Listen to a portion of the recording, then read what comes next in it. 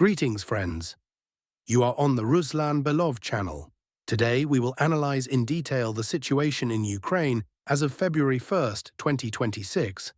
Many events have occurred over the past 24 hours. Therefore, we shall get straight to the point. We will begin with the fact that today the so-called energy truce has officially concluded, as previously stated by the Kremlin.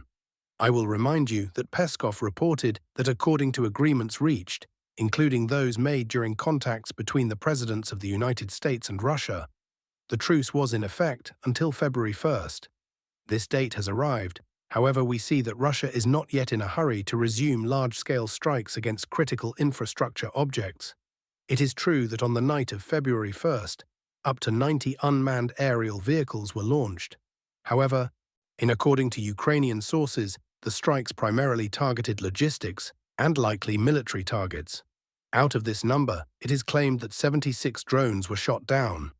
Despite even the recent disruptions in electricity supply, Russia is waiting. Most likely, this pause is related to the negotiations scheduled for today in the United Arab Emirates between the delegations of Russia and Ukraine. Apparently, within the framework of this round, the Ukrainian side will once again be asked the now familiar question, whether Ukraine is ready to make territorial concessions for the sake of concluding a peace agreement.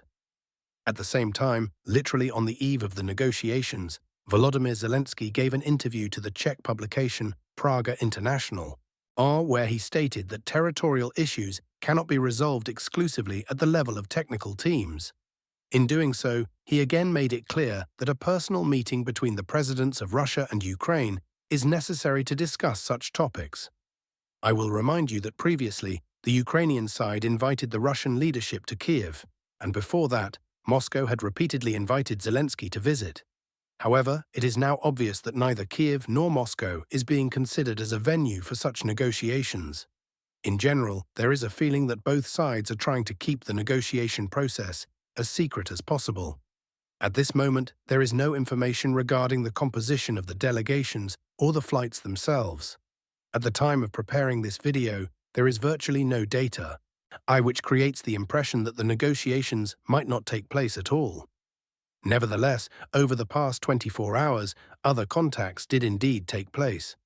We are talking about negotiations held in the United States, in Miami, between the delegations of the United States and the Russian Federation. Judging by the available information, possible options for settling the conflict in Ukraine were discussed, as well as matters related to business. The American side was represented by Witkoff, Kushner, Scott Bessent, and Gruenbaum. The Russian side was represented by Kirill Dmitriev. It is not excluded that the parties were attempting to synchronize their positions before the negotiations in the United Arab Emirates.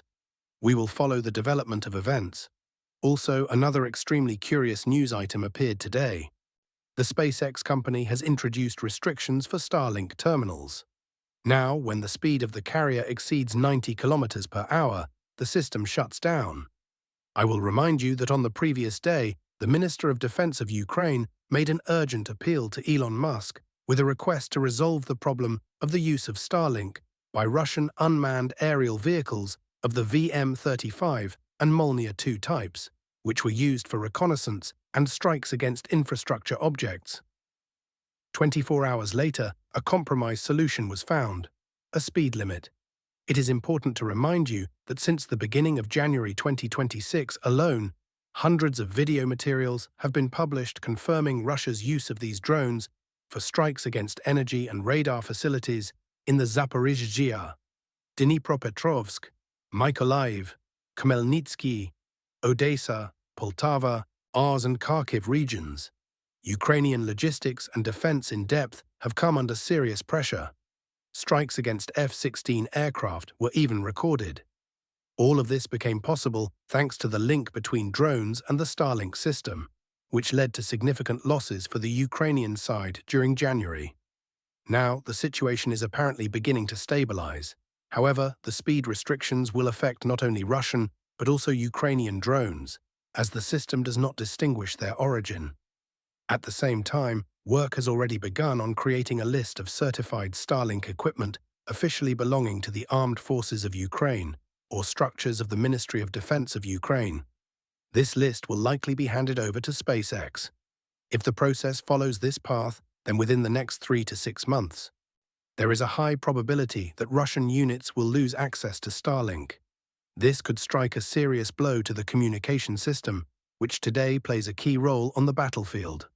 A logical question arises: at what stage is the development of Russia's own communication analogues, and what could Starlink be replaced with in the future? This is certainly a worrying signal, and the situation should be observed closely. Now we move directly to the line of combat contact. The greatest dynamics over the past 24 hours are noted in the northern directions. Let us begin with the Sumy region. Pro-Russian sources report an improvement in the positions of the Russian army in the area of the settlement of Belaya Beryoza, which has already been reflected on the map.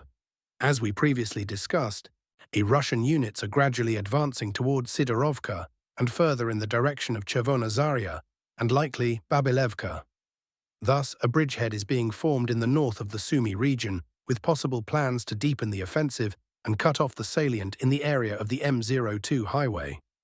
In this same sector, it is reported that during the night, the Ukrainian side made attempts to transfer equipment and possibly personnel.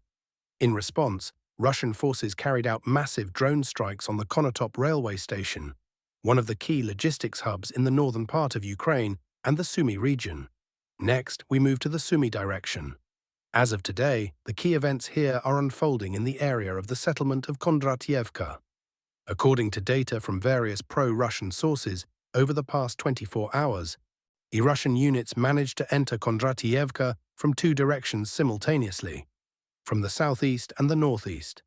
The settlement has significant operational importance. I will remind you that after the conclusion of the Battle of Sudzha, the Russian army made an attempt to enter the Sumy region for the purpose of forming a buffer zone, effectively following the retreating Ukrainian units. During that stage of the hostilities, Russian forces were able to advance quite deeply, all the way to the areas of Kotin, Pisarevka, and other settlements. It was then that Kondrativka came under the control of Russian units. However, later the Ukrainian side regrouped, conducted a series of counterattacks, and the settlement was returned to the control of the armed forces of Ukraine. At the current moment, we are essentially observing the third phase of the battles for Kondrativka. The Russian army is again striving to gain a foothold in this area, and judging by the incoming information, in the event of success, it is precisely from here that a further advance toward Kotin, which already belongs to the second line of defense, may begin. Pro-Russian experts are declaring the start of a major offensive in this direction. It is also noted that since the end of autumn, the Russian side has been systematically increasing its grouping of forces in this area. At the current stage, one of the key tasks is considered to be the exit into the large Sumy forest, located northeast of the city of Sumy, with possible further advancement under its cover. Next, we move to the Kharkiv sector of the front, from where the largest number of clarifications is arriving today. Since this morning, the Sever, north grouping of forces, has reported a noticeable improvement in the positions of Russian units in the area of the settlement of Zelyonoy. This information is confirmed both in the reports of the Ministry of Defense and in the bulletins of the grouping itself, which allowed for the corresponding changes to be made to the map. I will remind you that as recently as yesterday, pro-Russian sources reported an advance in this direction, and today the data has received official confirmation. Furthermore, it is worth noting that since the beginning of January 2026, it is precisely in this sector that the maximum number of strikes using TOS Sontsepyok, heavy flamethrower systems, has been recorded. The strikes are being carried out against the forward positions of the armed forces of Ukraine, and the density of fire is extremely high. Practically every square kilometer of the territory between Zelyonoy and Starlink has been subjected to massive shelling. This may indicate the intention of the Russian army to level the front line and effectively combine the Liptsy and Vovchansk directions into a single sector. Most likely, the advance will be carried out along the border, with a special emphasis on the forest massifs between Starlink, Izbitske, Varvarivka, Ternova, and Zelyonoy. A sharp intensification of military actions is expected here in the near future. We move to the northeastern part of the Kharkiv region. Sources report a slight leveling of the front line in the area of Vovchansky Khutori. This data is mainly distributed by pro-Russian experts. Information is also arriving about the advance of Russian units in the area of the settlement of Krylo, which is located in the most remote part of the region. I will remind you that Russian forces entered here about a month ago, and now reports are appearing about further forward movement. At the same time, the Ukrainian side is publishing video materials demonstrating counterstrikes by the armed forces of Ukraine in the area of the settlement of Nestern. Apparently, certain reserves were transferred there for the purpose of stabilizing the situation. However, the task of these units is likely not so much to hold the border as to attempt to deliver strikes against the not yet fully fortified positions of the Russian troops in order to push them back across the state borderline. In any case, the intensity of the battles on the Liptsy, Vovchansky Khutori sector continues to grow. Also today, information appeared regarding a noticeable improvement in the positions of Russian units in the direction of Kodesn. This data is distributed exclusively by pro-Russian mapping services and has not yet been confirmed by Ukrainian sources or neutral analysts. On the map, this sector is marked as a grey zone. Judging by the vectors of advancement, the Russian army is attempting to reach Kodesn from both the northeast and the east. A significant distance still remains to the settlement itself. However, if we evaluate the pace within the framework of weeks and months, combat actions for Kodesn could begin as early as within the next month. Next, we move to the Kupiansk, more precisely, the Sloviansk sector of the front. Important information is also arriving here.